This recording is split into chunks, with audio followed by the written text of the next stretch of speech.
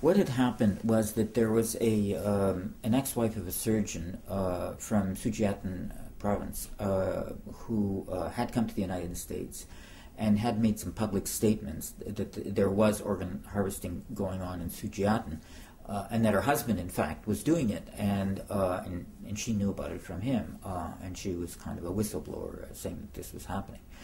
But this initial statement met with widespread disbelief and disinterest. It wasn't widely reported, and a number of people just kind of dismissed it out of hand, of course, including the government of China, saying too incredible to be believed. So here we had this claim that was kind of left up in the air. Everything we had access to, for example, these phone calls that were made into these institutions there, and you've seen them in the report, where someone not realizing that the caller is actually coming from North America, thinking that the caller is trying to get an organ, will say, well, you know, in one case I'm thinking, oh, we've got 4 or 5 Falun Gong practitioners out here in our pens almost, and come and pick one. And I mean, it's like some grotesque meat market where you say, I've got a lamb out here here for you in our back pen, come and pick the one you like.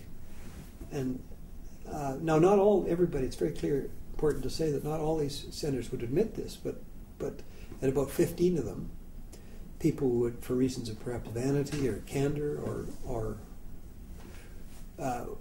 did say what appears to be simply horrible things. And these have been recorded, and we've verified with an interpreter that these were properly done, and the phone bills and so on.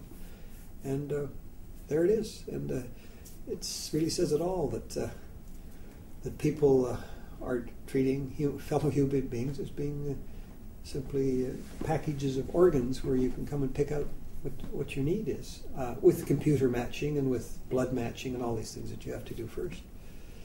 And then, of course, there are the websites, some of which are still up, which sort of say in various languages that if you need a kidney or a liver, you can get one in a week or two.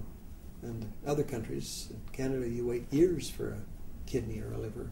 Going to China was problematic for us, and I mean, there is this problem of simply getting information sort of straight up from people who know about human rights violations. And of course, we're dealing with a situation where the type of violation is very secretive. I mean, it's even more secretive than torture in prison, I guess you could say. Because what you've got is just an operating room where there's perpetrators and victims, and the victims die, and the perpetrators are criminals against humanity and unlikely to confess.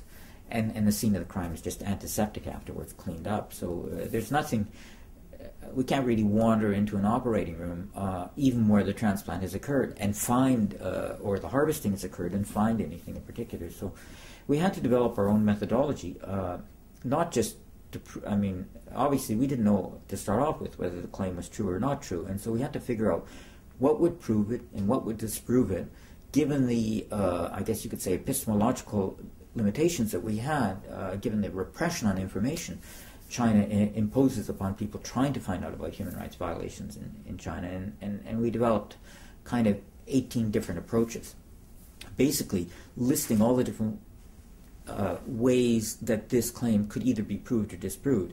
And what we found is every way it could be disproved led us nowhere. None of the disproofs came up with anything, whereas everything that looked like a proof came up with something. So that putting it all together as one big picture, we came to the conclusion that this was happening.